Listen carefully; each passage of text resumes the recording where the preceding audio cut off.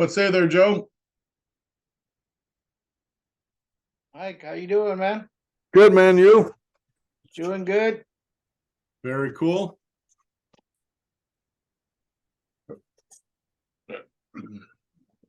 What's happening in San Antonio, Texas? Cooler weather, man. It almost feels like winter here. I actually shut my AC off yesterday. Wow, that is so cool. Because we got to turn it on in April. Yeah, because we got to turn it on in April. Yeah, I tell people all the time, this right now, starting yesterday, this is the 6 months I love living in Florida. Wow. Yeah. The past month, past 6 months of just being hell hot all the time, not so much fun. Yeah, we share the same kind of weather. Yeah. And we're on opposite sides of the Gulf. Yeah. Yeah, I'm only like 2 hours from the coast. Yeah, right. Yeah. Yeah. So got any deals going this week? This week, yes, I'm still got one as far as funding goes. Uh-huh.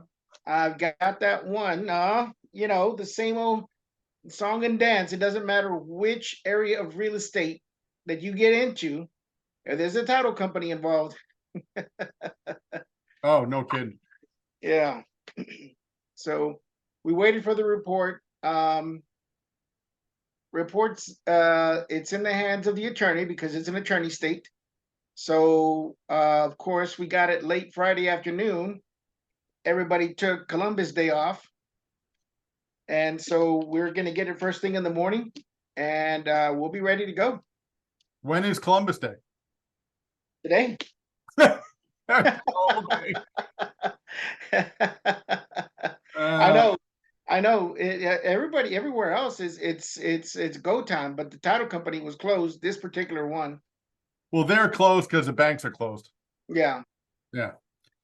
And for people like you and I didn't even know it was a holiday.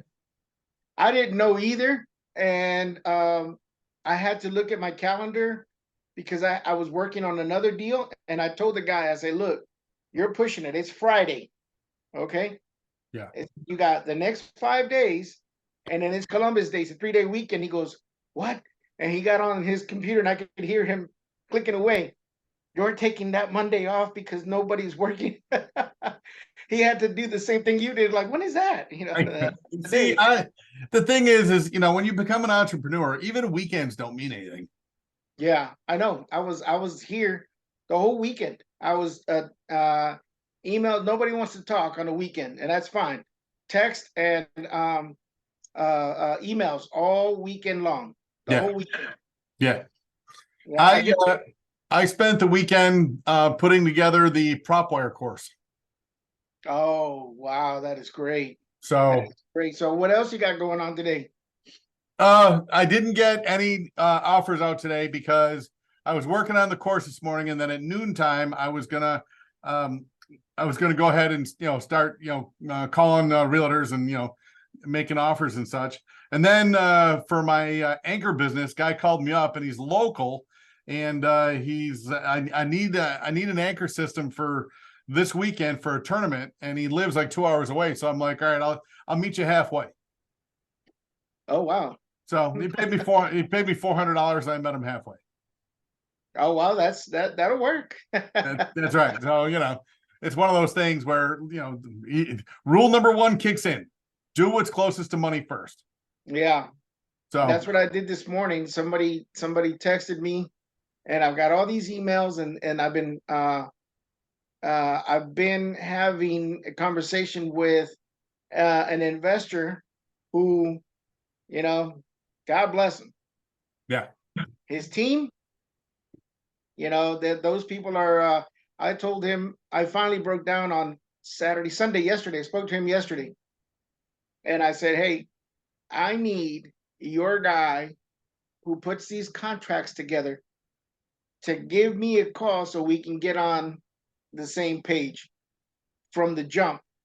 Yeah. Because if you fix it on the front end, I don't have to keep going back, reviewing everything, and then giving them a report.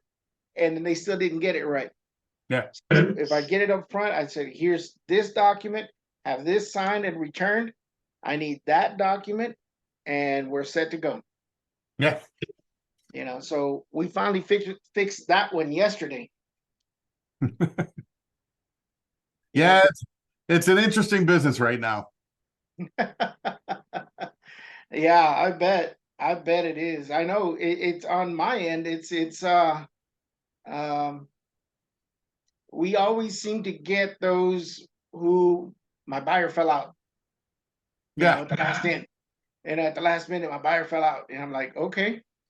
So they had to go back and restructure the entire deal. You gotta get back in touch with the title and realtor and seller and then it almost happens like this. One thing that I've learned about what I've been doing with this funding referral business, Yeah. if your buyer falls out, guess who else just fell out? 2 out of 3. If buyer falls out, if either one of these 3 fall out in somewhere in the middle, of course, the seller, if they decide no, well, that's the end of that. Yeah. But if the buyer falls out, then the lender's gonna go out and the seller's standing there like, Yeah. Yeah. Yeah, like that Chicago deal. I've never had a seller not close. Yeah. That was crazy. But Yeah. you're right. Sellers walk away now, buyers walk away, funding walked away. And the thing about it is realtors, because I've been working the 100 days on market list, and realtors are still representing people like the seller won't take a penny less than what we have it listed for. And that's fine. And that's okay. You know what I mean? Because we'll have what I just had last week. I haven't spoke to this individual. I moved on. The conversation, and in fact, this is what they're doing now, which is okay. This is business. You can't get your feelings hurt in business. No. You just can't. No. So this person was short with me, the realtor. And I'm like, okay, well, I always follow up. I always say, hey, I'm going to call you back in 2 weeks or whatever. And I didn't say that this time. I just let it go. Yeah. Well, he had someone in his office give me a call back. Hey, you called us about this deal. Yeah, I said, yeah, about, and I bring it up real quick on my system. And I'm like, yeah, I called you on September or whatever.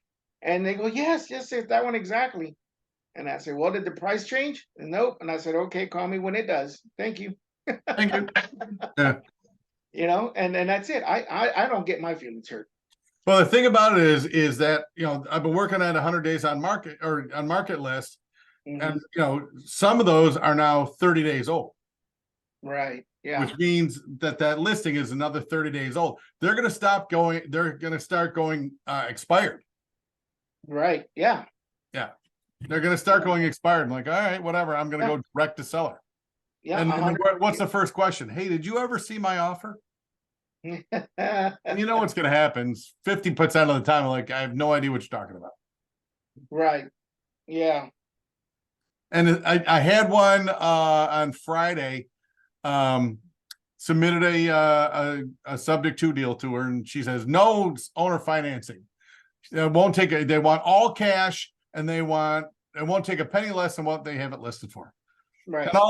And I don't even say okay. All I just fired back to her was, have you taken the creative financing course at the Realtors Association in whatever city it was, Houston? Yeah.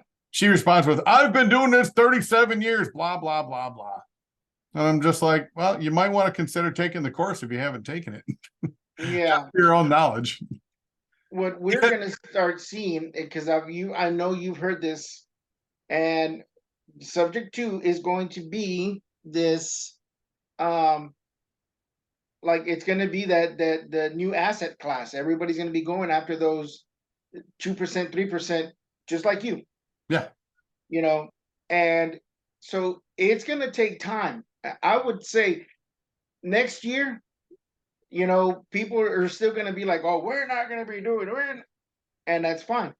I would say I would give it until January, about 16 months from now, January 2025, and the tune's going to change. I was just at the grocery store. Gosh, when did I go? I don't remember. It was sometime during the week.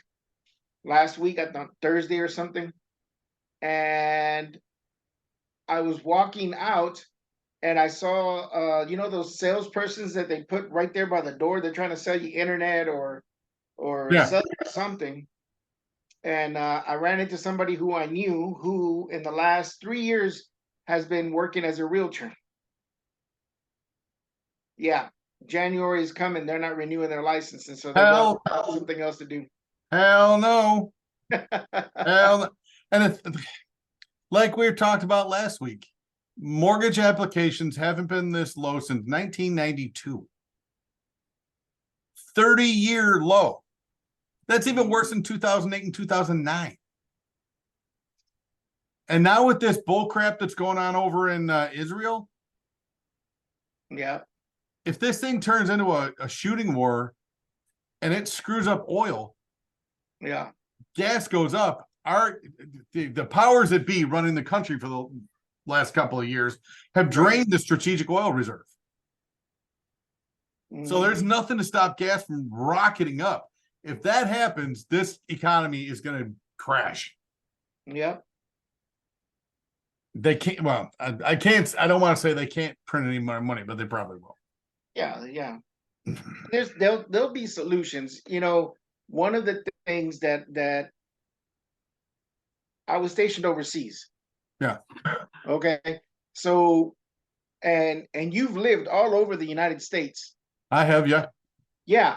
So when you've lived somewhere, not in the same place, we see things different and we have a whole different mindset because man, wherever you came from, the prices there were crazy. And then you get to Florida, like, wait, they refine oil here, right? Like, yeah, every state that they refine oil, gas prices are low. It's like, well, Colorado, California, well, California doesn't count. You can't throw them into this conversation. But anybody else, you know, the gas prices are high there because they don't refine oil there. So that's where we have what we have here. You know, and for example, I was stationed in Germany for 2 years, and some people had the luxury of being in a big military post. Yeah. Where it was just like living here in the United States. Right. Moved to a different post. That's all it was. Right. Some of us weren't that lucky, and we had to live off of the economy. You know, so I was counting those what they call COLA dollars very carefully. You know what I mean? The cost of living allowance. Right. Right. So everybody got a bump up, but I'm looking at mine. I'm like, ooh, man. And then you see the mark rate. I'm like, ooh, yeah, that's a good time to exchange. You know, so your mind, you get a different mindset. Oh, yeah. And that's what we're waiting for here now. Greece just went through that, what was it, 10, 12 years ago? And right? I don't know if you know, but the state of New California has been put to Congress. So basically, they're talking about, they're actively, the citizens that are from Northern California. All right, so basically think of Northern California down to San Francisco and then carve out that area probably 50 or 60, maybe 70 miles inland from the coast all the way down to LA. That'll like an island. Yeah. California. Like an island. The rest of California will be New California. It's all Republican, and it cuts California's delegates to Congress in half, and it adds 2 more senators from a conservative state. Wow. I just saw, I mean, I've been following this for 10 years. I hadn't heard about that. Have you ever heard of the state of Jefferson? No. Okay. Like the top 5 counties in Northern California and the bottom 4 in Oregon. Oh, yes. Okay. Prior to 1941 wanted to be its own state of Jefferson. And they'd done all the legwork over 10, 15, 20 years, whatever it takes to become a state, sent it to Congress. Everything was done. Congress just had to vote on it. And they were scheduled to vote on it Monday, December 8th, 1941. And the vote never happened. Yeah, and of course we know why. Congress was a little busy that day. Yeah, they were a little bit busy today. Yeah. The president had to get up and say, "This state will live in infamy." But Yeah. yeah, it never happened. So that movement to break off Northern California into its own state, and given all the craziness, what did I read? 17 of 26 counties have petitioned to break away from Oregon and become part of Idaho. Yeah. And I know about that one, the greater Idaho. I But know about that, but I right. know, but that's Okay. east Yeah. east of Oregon. Right. Basically, go look up New California and New New Idaho. Mhm. The people, the normal people like you and I, Yeah. are sick and tired of the wackos that have been running these states. Mhm. Just absolutely wackos. Yeah. But the thing about it is if this thing in the Middle East blows up, man, phew, our economy. I mean, I listen to a lot of economists, and all of them are like they're all throwing up their hands, like the economy should have crashed last November. Nobody can figure out what's holding it up. Right, because credit went through the roof with individual households. They burned through their savings, and they're just waiting for the other shoe to fall. And But $6, $7, $8 a gallon gas and gas lines, that'll cause it. yeah, That'll be the final trigger. And like I said, the Strategic Petroleum Reserve was drained. yeah, So it's yeah. But things could my get good. Things could get good for us. it's gonna get good for us. Yes. Peter, your guy, Peter Zion. Yep. Yeah. All of the things that he talks about, I relate to because I was over there Oh when yeah. all of this was in Europe. I was there. I mean, I was there in 1990, just 6 months, from when, the wall came down. Yeah. Wow. Yeah. So it's eye opening. If you didn't stand there and realize that I didn't realize it. You don't really think about these things when you're like, okay, well, I'm doing this. You don't realize that doesn't matter what decade you're living in. This is history. Oh yeah. This is history. Yeah. Where no one ever thinks that, oh well, I just go to vote and I draw in the little dot and I'm that's it. Yeah. And I love those people. Beautiful. They don't realize that those little dots that they're filling in right now, policy affects every household in America. Policy changes affect every household in America. Yeah. And people are starting to realize that, when you put in that little circle there, that those people, good or bad, I don't agree with anybody 100%. Me either. I don't agree with anybody 100%. What I do agree on is that, life, liberty, and pursuit. Yep. Leave those alone, and we're good. Yeah. Because whether you and I, we're about almost the same age. Yep. We everything. I watched people. The guy bought a car, brand new Impala, back in 1977, 78. And then I saw him on Friday going to work with a gas can in his hand. You remember those days? Oh You're yeah. like, what happened? He says, well, I had to go get my check from my boss to get paid to put a gallon of gas in this gas tank so I can go home. So he was walking to work because he couldn't afford to drive his car because he ran gas by Friday. Yeah. So you and I, we weathered those storms. We remember those days clearly. Yeah. Now, you're from the Midwest, right? Where you What's from? that? I'm from Buffalo, New York, the Buffalo, New York area. Oh, Buffalo. Oh, well, then of course you remember those days. Absolutely. Those guys that affected. You're in the big city in the East Coast. So you remember that the gas lines. You Oh, yeah. remember the gas lines. Yes, I do as a kid. Yeah, as a kid. You Yeah. remember those gas lines, like you can't go unless your number is this on your license plate, you know? Yeah.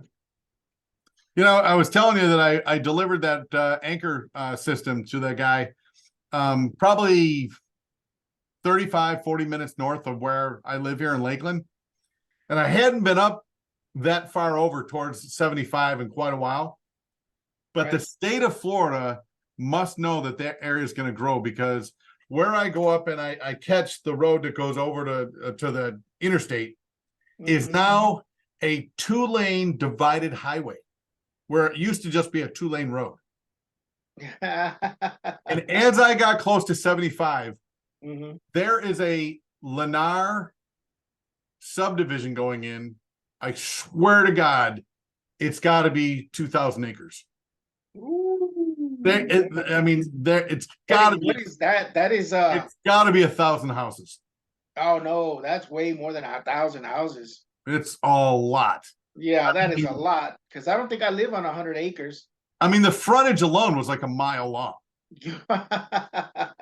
Yeah, It was yeah, it was crazy. I'm looking like, when I see the state investing that kind of money, you know, making a regular 2-lane road into a 2-lane divided highway.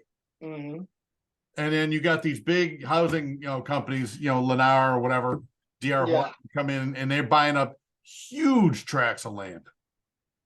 I know. There we you're starting to see that out here. There's a city here in Texas, 2 ranches. I don't remember how many acres of land there they were, but I know one of them was worth 6.6 and the other one was 8.7 Right. in the same town. These people are just those, you know, they're selling off the Yeah. land, Yeah. ranches in that area, and it's right outside of Houston. It's north of Houston, Yeah. you know, and you're starting to see. So Houston did what it's did, you know, what it's done all these years, right? Yeah. And then, but then you're starting to see like southwest of Houston. Um, I went down there, and it's a little town named Texas City. Uh-huh. Sure, you've seen a few houses. I think I even sent you a house one time from Texas Right. City, and Texas City. It was weird. They're building an interstate, a whole highway that was never there before. Wow. Right? It was like a whole new highway that was never They're there. building an interstate. Wow. And I don't know how to interstate. It's a huge highway. It was like 3 lanes both directions, Wow. and you see from there where that highway it was being built because I thought it was so weird. I got to Texas City, so I'm on the outside. I'm west of Texas City, Right. and so I had to travel east, and so that's the way the route dropped me off. It took me down east of Texas City, and then I went out to the west side of Texas City. Well, when I went to leave on that Sunday, well, no, you don't leave on Houston, Galveston, or anywhere on Sunday because it's a parking lot. Yeah. Everybody close and now, well, you know, yeah, you live Yeah. in the Oh, I know Orlando. Oh, yeah. yeah, and so you see people driving north on 45. I came down 45. It was man, it was smooth, but to go out, my GPS took me out into the farms area, Right. you know, and that's where I ran into that highway. Well, just west of Texas City, you start to see like San Antonio, Target, Walmart, CVS, you know, and you drive another 2 blocks, Target, Walmart, CVS, Yeah. all the way up to I'm like, what is all this? And you start They seeing know. They know. yeah, and you start When seeing these those major corporations, either they direct the state, or the state, they know the planning the state is going through, and yeah, they know when that's going to get completed, and that's when they start developing those areas. yeah. Hey, let me ask you a question. Mhm. Have you I've called Greg Greg Fenn, I've called him a couple 3 times, and no Yeah, answer, no return phone call. he all I know, I'm still coaching one of his I guess you could call it one of his students Right. right now. I'm doing Zooms with this guy, right? Yeah. And I haven't spoken to Greg. He hasn't called me, and so we haven't had any communication. And I don't know. It's been 2 months now, over Right. 2 months. Right. And all I know about him is that last week he had a procedure done, Ah, and so he might be out of pocket for a while. okay. Well, the reason I bring it up is I've been working on coin operated laundries, Right. and I got one over in Castleberry that looks good, and the guy wants 400,000 for it. Okay. So and I told him because I said I looked at the numbers and the numbers look good. And he called me today, and I said next step is how much do you want for it, and he said 400,000, and I was like, he says, does that work for you? I said, well, at the time I was driving down the road to deliver that product. Then I said, well, all right, now that I know the number, I got to work it backwards to see if it cash flows. Right. Doesn't cash flow, then your number's way too high. Yeah. The cap rate comes back at 0.4, no, too high. Yeah. If it comes back at 4, 5, or even 6, it's too high. If it's around 8, that's my floor. Yeah. No, that's your floor right there. 8. Yeah, 8, a cap rate of 8. So that being said, I'm not, I was driving down the road, but I wanted to get a number out of him first, so that now I can call him back and start, asking him, and I got to go back and look at my notes, do you have a mortgage on the property, and try to work some sort of owner financing, maybe get him some money up front and then owner financing over the long term with, some sort of payoff in 10 years or something. I don't know. I'll work it out. But Greg and you and I talked about this months ago when I first contacted this fella, Jared. Yeah. He's like, yeah, man, we can make that happen. I got somebody who can make that happen. So I want to buy an income stream, and then because the coin operated laundry is quarters, when we buy it, I want to do the switch over to debit cards. Oh yeah, I remember you mentioning that before. Yeah. Yeah, because this guy tells me he's got to go up there. He only lives right around the corner, but he's got to go there every 2 days to switch out the quarters. Oh yeah, that guy with a wife and a brother-in-law, right? Correct. Yes. Yeah, but it's too far away for me to do that every other day. Yeah, there's no way. And I want to modernize the place. When we walked in, because my buddy, he's going to go in on the deal with me. But I trained him. When you walk in, I'll be taking pictures and videos and stuff. But I'm like, you're looking for a Coke machine, a Pepsi machine, and a soda machine in between the two of them. We walked in and had a Pepsi machine, broken. We went over to the soap dispensing where you pay for the soap you get to wash your clothes. Broken. Yeah. Broken. Okay. Yeah. Well, I mean, and that's what you're looking for. That's what you're looking for. That's exactly what I'm looking for. I'm looking for problems. So when you do something like that, you know that you need to have 3 vending machines, for drinks and the soap dispenser. You borrow the money up front, you put all this stuff in place, right? Now, do you buy those vending machines, or do you lease that out to someone? No, because you need that depreciate or whatever. Right. You can go a lot of different ways. You can buy the machines yourself and stock them yourself. You can work a deal with Coke and Pepsi distributors where they'll actually bring in the machines and they'll stock them and keep them full, but they get half the revenue. They can have what? They get half the revenue. Oh, half the revenue, yes. And the reason why I watched this on TikTok, I don't remember who it was, but this is proven. You have one Coke machine or one Pepsi machine, it'll do X amount of dollars. If you have a Coke machine next to a Pepsi machine, they'll do almost double what one machine will do. Something with how the human brain works. Yeah. And then you put a snack machine in the middle. Yeah. Because when you're doing laundry, what do you got to do for 45 minutes? Yeah. Nothing. Yeah, you're right. You're there. Yeah, you're there. trying to avoid the weirdos, you know? Yeah, exactly. The other thing is this comes with an ongoing wash and fold business. I remember you mentioning that, but it wasn't operational. Nah, not that was a different deal. This one's Oh, operational. oh, Yeah. okay. So that gives us the ability to market a product and not instead of just wait for people to come to us, now we start marketing to all the different businesses around there, like white collar businesses, like, don't waste your time. We'll do Right. it for you kind of thing. Plus, there's a big apartment across the street, just start tracking down professionals, because professionals, they don't want to waste time with that kind of stuff. Right. They, and if you're down the street from it, man, every penny counts in those types of business, any business really. Yeah.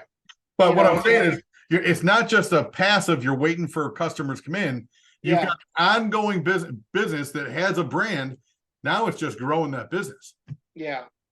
So that being said, I've been kind of trying to prime the pump with Greg, but he's down for the count or something. Yeah. So if you can I'll start look around on my end. I got two guys that I could introduce this to. And of course I already know what um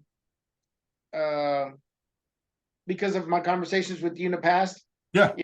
I already know what we can and cannot as far as qualifications go. I understand where we're gonna be. Yeah. I'm also going to pass it off to Farah too and see if she can find somebody. Yeah. Yeah, I'm working with her on that apartment deal, and I figured out the numbers. I mean, the numbers are pie in the sky. The realtor has a property based off of what the property will be worth in the future. Right. On this coin-operated laundry, when he was telling me, I've talked to several different commercial brokers, and blah, blah, blah, blah, blah. And I told him a story about this apartment deal that I'm working on, where the purchase price is based off of the future value. And I said, as an owner of an existing business, would you buy a business on future value? He goes, no, I'm not going to pay you for the work I do. Yeah. It's exactly right. Yeah. Farah, being new, she went back and actually said that to the realtor. And of course, the realtor who came up with this pie in the sky bullshit he's gonna defend that till he's dead, because he's busted, and he's gonna look like an idiot. Yeah.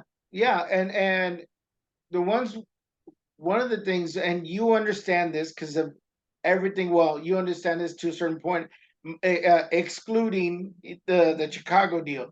Yeah. But our job is to make sure that the seller is happy. Yeah. We can make the numbers, we'll twist it around if I got to take a haircut on it. But as long as the seller is in a good position to where they can say, no, I feel good about this. Right.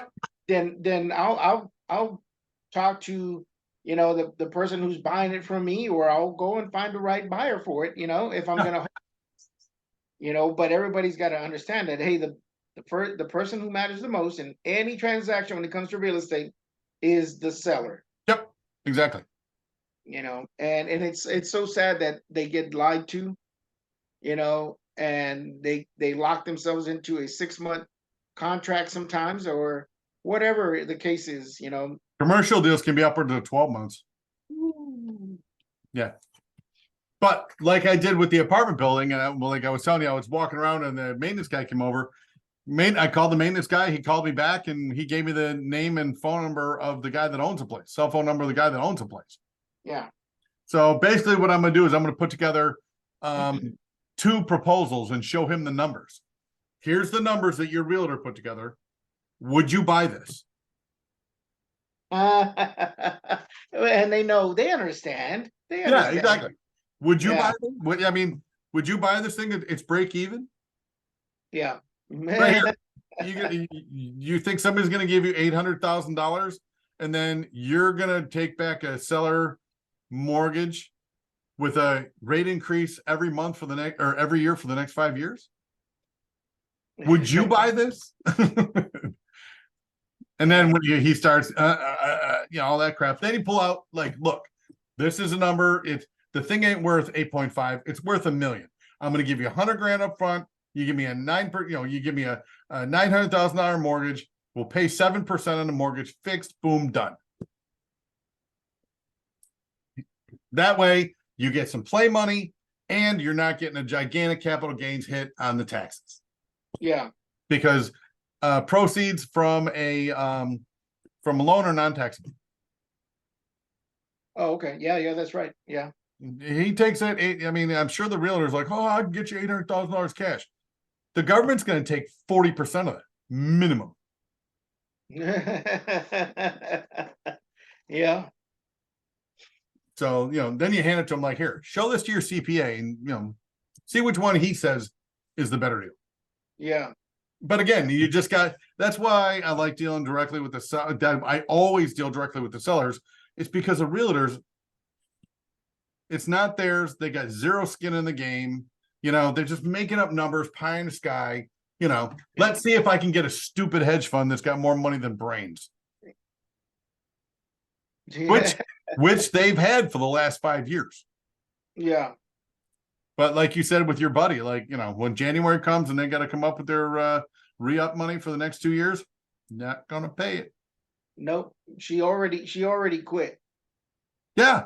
Yeah, she already quit. It's October. She's already quit. She didn't tell me how long she had been doing this, but she already quit. Yeah. I mean, with mortgage applications being a 30-year low, inventories are in the toilet. Yeah. There's just not enough deals going down for people to make a living. But I don't care if the world falls apart, the economy falls apart. People will eat food and wash their clothes. Yeah.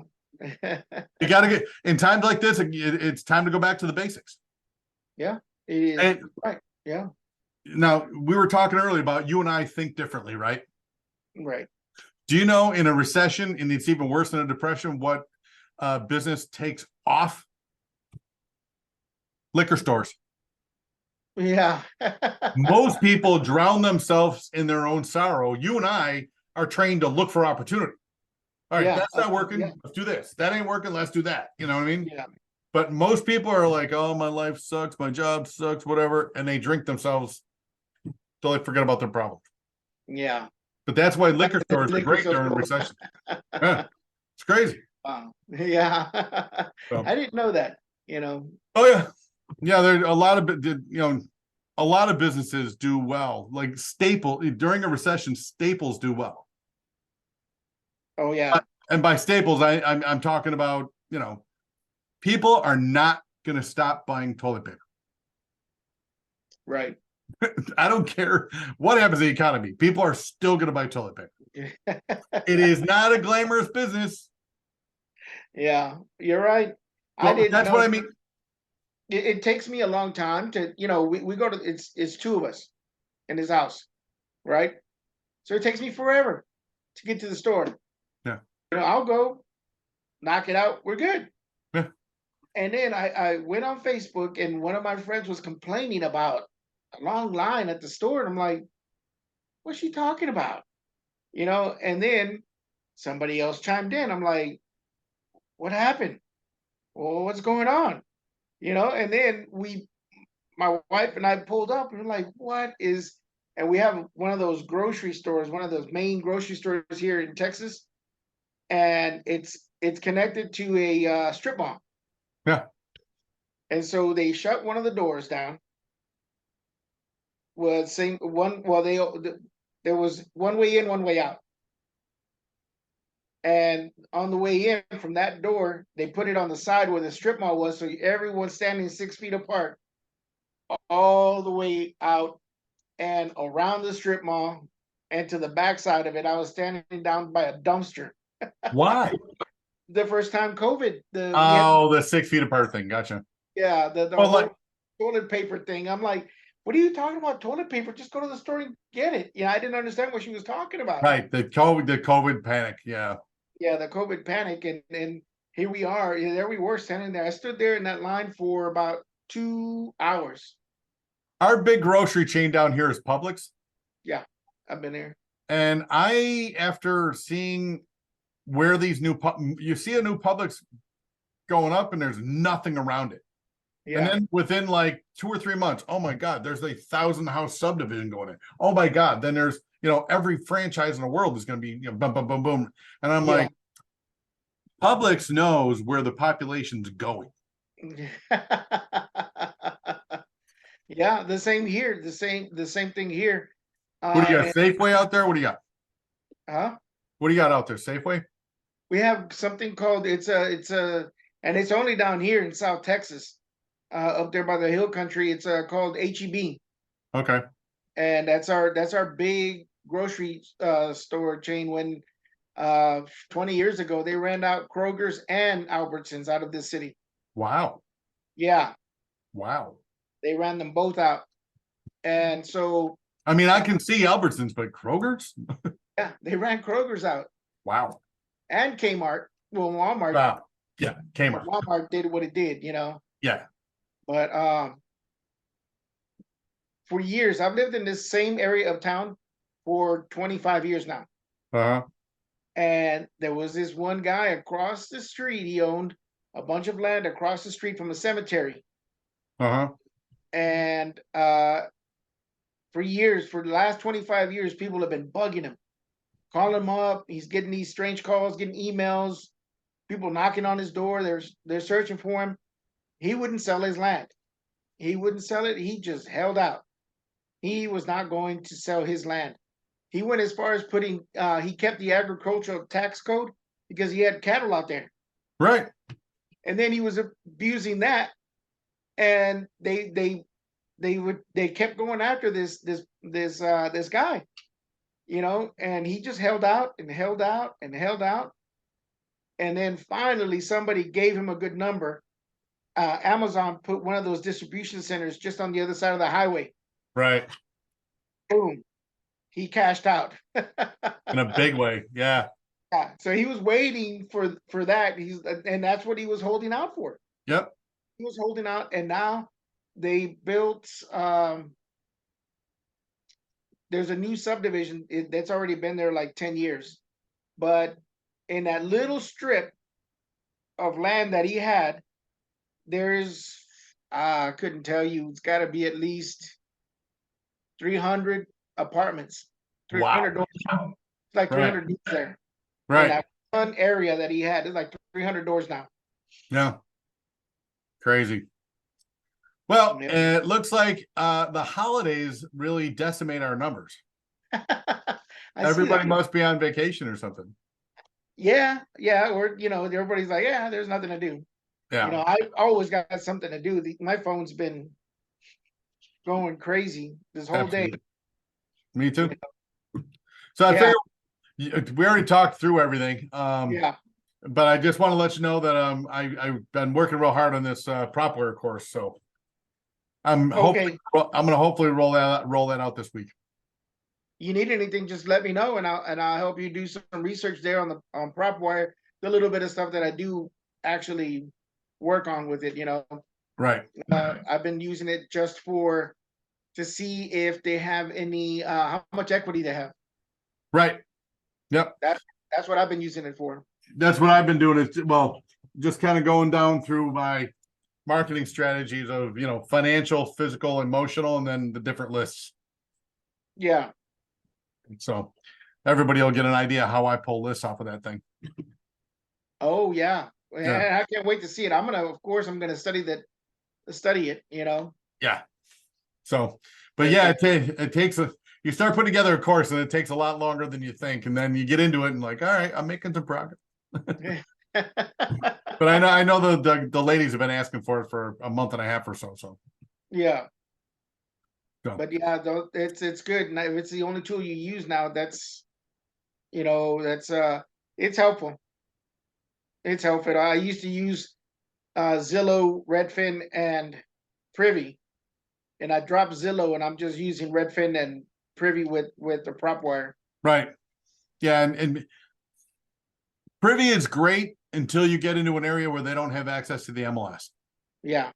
Other than that, it's I like it for all the other stuff, especially with the MLS, you know. Yeah, with the MLS, it's a great tool. Yeah. Their third-party data is terrible. Well, the thing is, that third party data, I went because I used to have batch leads. Right. So the third party data with Privy matched batch leads, Right. and the other what is that other one that everyone uses? Starts with the P also. I can't think of it.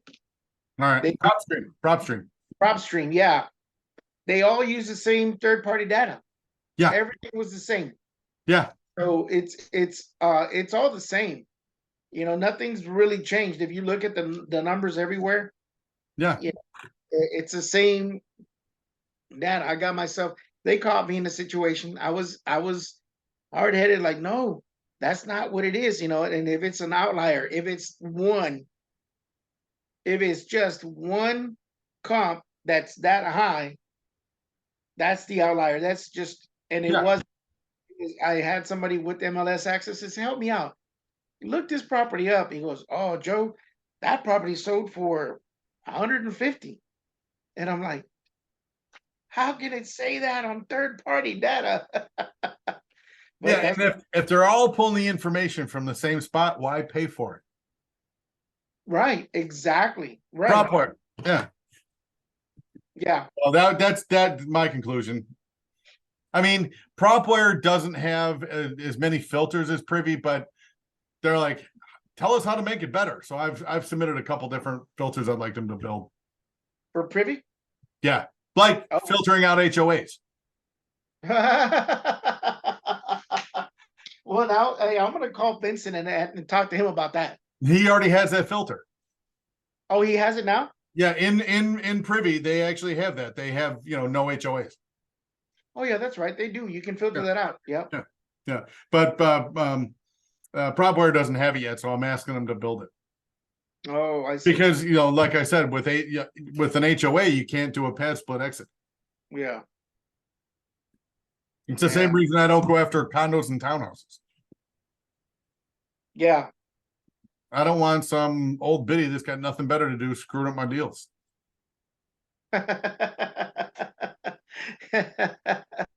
And they will.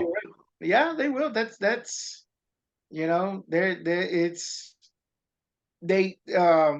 I don't know. They go in there, and it's kind of like when people in a job, we're okay, and then they get promoted, and the next thing you know, you're like, what are you talking about? Yeah. You're out there. What are you like? Well, according to this, according to the policy, and like, dude, you're one of them now. Like that deal I got going on in Bartow, which I got good news on that. But yeah, the HOA out there has to approve a buyer. Where is this? Over that Bartow, that probate deal that I've been working on for going on a year and a half now. Uh-huh. Yeah, but the HOA has to approve the buyer, any buyer. Now, that being said, the woman that wants to buy the property was going to buy it from me a year ago, August. She went through and they approved her, no big deal. Oh, well, that's cool. Yeah, but I spoke to the attorney on Thursday, and the woman that we need to serve to get her, to go through the partition process, they couldn't find her, so now they're going to do. I forgot what they called it, but it's where they just put a notice in the newspaper, and you've got 30 days to respond. And if you don't respond, then it's a default. Wow. Yeah. Okay. How many people do you know read the legal newspapers? I mean, it's such an archaic thing to do nowadays. But that's the way our legal system works. Yeah. Oh, yeah. Yeah. So, but anyway. All right. Yeah, I brought that up because that property is in a subdivision where the HOA approves the buyers. Yeah. That's I don't and people just and here's the thing. I had a neighbor Then another neighbor moved in, Yeah. and young couple, they're having their first kid, and uh, he came up to me and he's like, "Hey, I got this letter," and I'm like, "Uh huh," and he goes, "I remember you saying something about an HOA." He goes, "I didn't understand what you meant by that. What is that?" And I'm like, "Well, pull up a chair, pull up a chair." Yeah. I'm like, "Your Well, agent didn't tell you this stuff?" And he goes, "I don't know. I didn't get anything. They don't even give them like the bylaws. They didn't mention anything to this poor young couple, and they got a bill. That's what they got. They got a yeah. bill, and they're like, and what is this?" And I'm like, "Here, this is what it is. You know, just Special assessment for whatever. yeah, for the whole year, and Yeah. just pay it on the first, and you'll be fine. Yeah. Just stay within the rules." And he was a great neighbor. But man, his eyes got this big, and I'm like, and the thing is that he came from a small town where they don't have HOAs. And Yeah. so this whole thing just it blew their mind. They had no idea.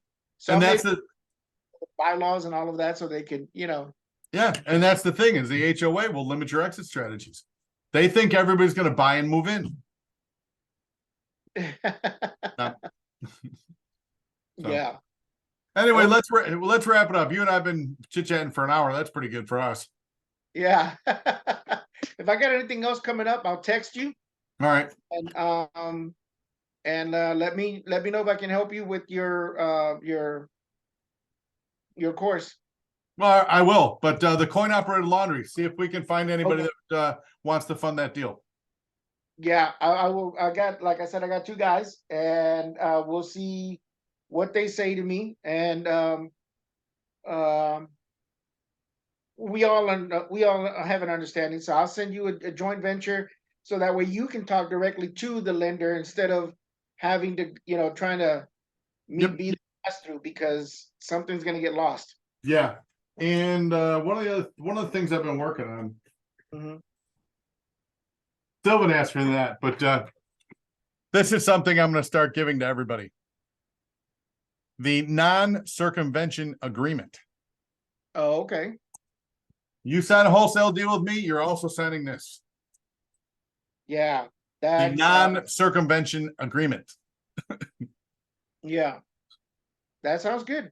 Yeah, but when you're talking to your guys about this coin operated laundry, tell them that I'm going to work out the best funding deal, but the program will be own it Okay, for.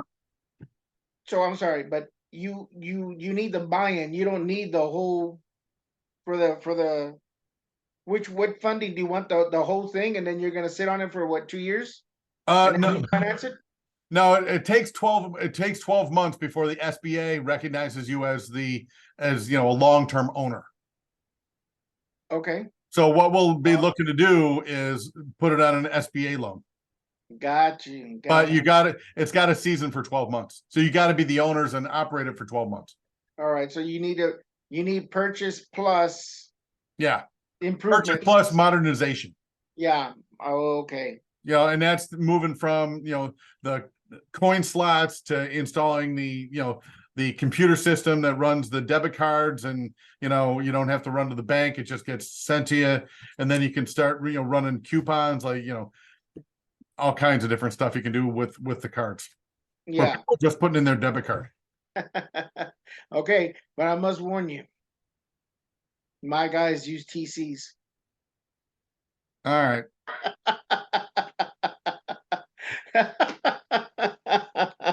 I told you first. I told you in the beginning. You did. You told me up front. I told you up front. I fucking hate that guy. Well, you're gonna talk there. I'm gonna be in the loop, so everything. I will be the pass through for that. Okay. Okay. All right. And Just it's just one of the why in God's name he teaches everybody to hire these fucking people to do the paperwork. Oh, what I need, what I would request, just to use a national title company, please. yeah. Hello. please use I'm asking you to use a national title company Oh so that no, yeah, 100%. that way they can't question that. Right, 100%. No, 100%. Okay, and that's Yeah. it. And that would solve that because I'm coming across this, man. You should see what I'm learning through all of these interactions with people trying to borrow money. And the common denominator, the one thing that would solve all of that, please use a national title company. If those people, you use it because you have your guys that you've been using for years. That's why you do that. You're comfortable there. But these new people, I always ask them this, and I have to be upfront. Are you married to that title company? Right. Are you married to that contract? Yeah. Because that's what they'll understand. They're like, what? A commitment? It's like, yeah, are you committed to that title company? And they're Yeah. like, well, then please, because you're new, spend the money on a national title company and get to know your escrow officer, and you couldn't imagine the resources that they offer you if you just asked. Now Yeah. I'm not talking to the seasoned guy. You already know all this stuff, but I'm I talking. get it. Yeah. I get it. No, you're 100% right. And you got to make sure that when the first time through, like when I go out shopping for a title company, I'm going to ask, have you ever done a transaction for coin operated laundry? And the answer isn't yes. And here's the name of 3 people you can call and ask how we did. Then I ain't doing business with them. This is my first coin operated laundry. So I need to hire somebody who knows what the hell they're doing. Yeah, and you're going to get that from a national title company, Exactly. a nationwide title company. Like the rep that I was doing the Chicago deal with and the Macon deal. She ended up quitting that company, and she's now with a new national title company. And she called me up because she feels really bad about what happened in Chicago. Yeah. And she gave me a list of like 175 apartment buildings that are owned by individuals, and these individuals have owned them. It's more than 20 units, and they've owned them for more than 20 years. Oh, 175. And I've got the name of the owner and the owner's phone number. Ooh, That's what you can get from a title company. a nationwide title company, a big A one. nationwide title company. If you just and I educate these new people. I'm like, just go out and get one, and then you'll see the difference between them and everybody's the same except for the resources that they have. The coin operated laundry that the list that I bought of all the southern states. Yeah. I basically all I've got is the address and the name of it. I don't have the owner. I don't have the phone number, nothing. And when you call up asking for the owner, most employees are just, triggered not to give it away. Like it's some sort of secret who owns it. But yeah, when Wendy gave me that list and it's got the owner's name and the owner's mobile number, it's like, oh my. Yeah, that's a game change there. That is just, man, you know how much money people spend for a list like that? And she gave it to me for nothing because she feels so bad about what happened in Chicago. Yeah. Because it reflects poorly on her reputation. Yeah. So, but anyway, that's why you don't get, like you said, don't get butthurt over a deal that goes south, because that you never know what that relationship can do for you in the future. Yeah, not everybody's fault. It's just that one bad apple in the whole group. And my personality is one to try to fix everything, and I've just got to say to myself, that seller was never going to close. No. They were going to make excuse after excuse after excuse and never close. Yeah. Not realizing how that affects everybody involved. Yeah. And Wendy, my rep, I mean, she was bringing in big like shopping mall deals and big land deals and stuff. And the company was not stepping up and providing people with, that had the experience doing those big deals. And she threw up her hands and like, I'm out of here, and quit and went to a better title company. And that's where that list came from. That's where that list came from. That's gold. Yeah. And That's gold. I said, listen, if I close on anything, I'll give you $1,000, marketing fee. She's like, you don't have to, just close it in my title company. I'm like, damn, done deal. Done deal. Yeah, because they get paid on those types of things, and then there was a referral. Man, Yeah. yeah, she did good. You did good. So she pulled Florida, and she said, I'll do this in my spare time, but she's gonna pull Texas, Louisiana, Mississippi, Alabama, Georgia, North Carolina, South Carolina, Kentucky, Tennessee. Yeah, I'm working. I want to. I have somebody, because regardless, if you owned a title company, you have resources that you don't know you have until you have the right person and that they can talk to you, right? Right. All right, cool. Yeah. I'm gonna make an introduction. I'm Okay. gonna get, Okay. they own a title company. It's a small mom and pop, But but they got resources. huh? They got resources. They've got resources. Yep. So I'm gonna make an introduction, because we've been working on we've been trying to work on something together, and I think that this would be a good member to the team. Yeah, I agree.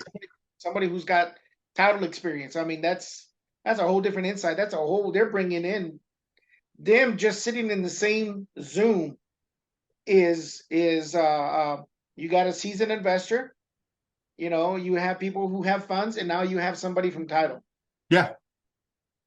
So I'll do the introduction. I'll bring her in, and in fact, I'll try to get here next Monday. Is that good? Yeah, Monday's good.